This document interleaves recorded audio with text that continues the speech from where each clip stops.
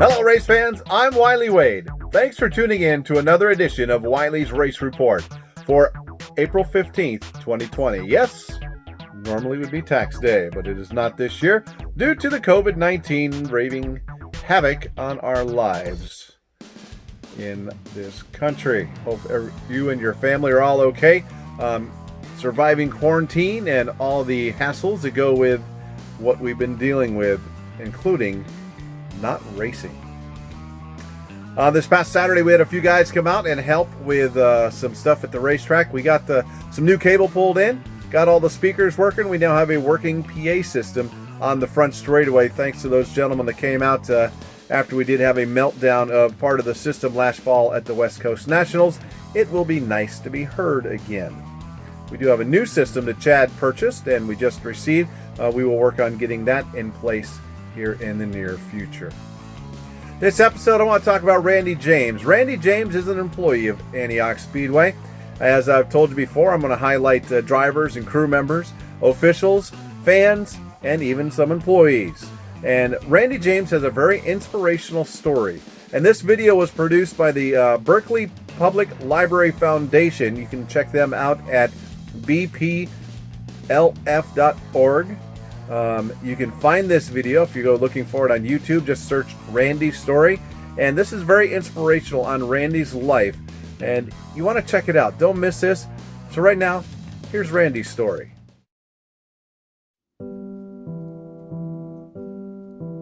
When I hear the rain at night, I'm grateful that I'm inside and not trying to find shelter underneath a bridge or underneath an overhang in front of a store. I went all the way through grammar school not being able to read and understand a book. Always had a hard time trying to figure out words. I was very frustrated with books. I wouldn't even pick them up and read them. Back in the late 60s and early 70s, they didn't diagnose dyslexia. It took me until now for me to realize that I was traumatized from school. All I remember is crying and running away from school constantly. After I got out of high school, next 20 years after that, I was in and out of jail, in and out homeless all the time.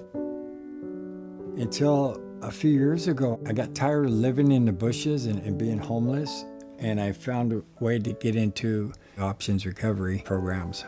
That was one of the best decisions of my life.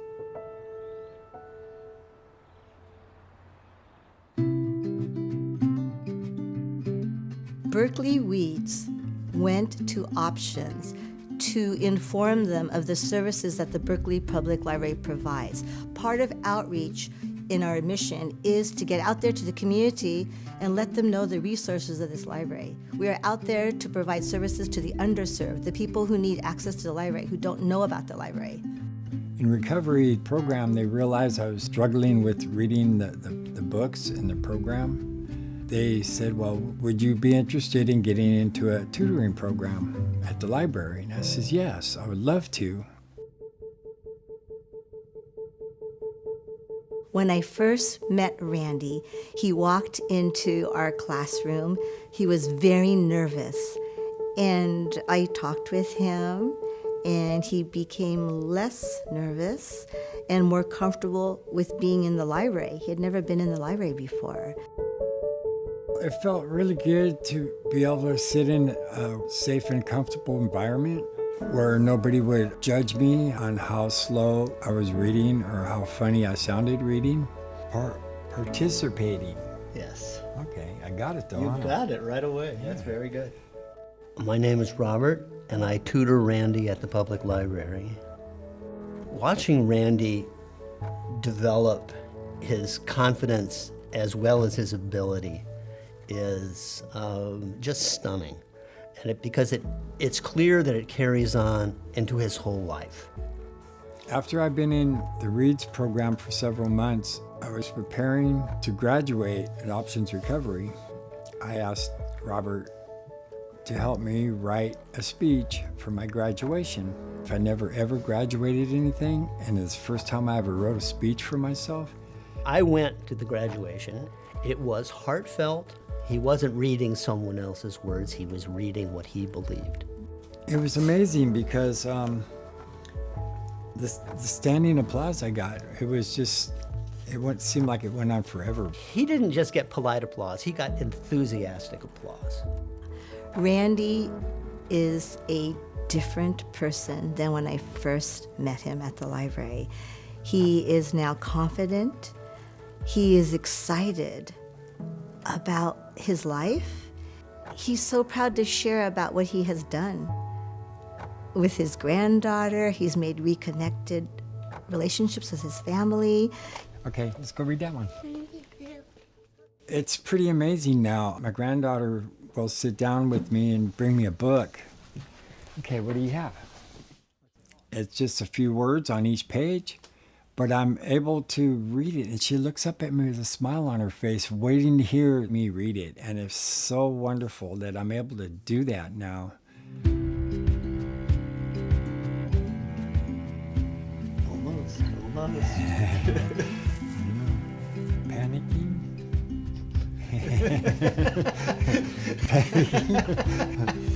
Close. When I see people like Randy become successful individuals, we are motivated and inspired every day to keep doing the work that we do and providing literacy to this community. I love my new life, and I love that I'm learning to be comfortable with my reading now. And I still struggle a little bit, but I'm not a quitter. I'm going to keep pushing and trying to make it better. It's amazing. We're going to go find a book and we're going to pick it out and read it, okay?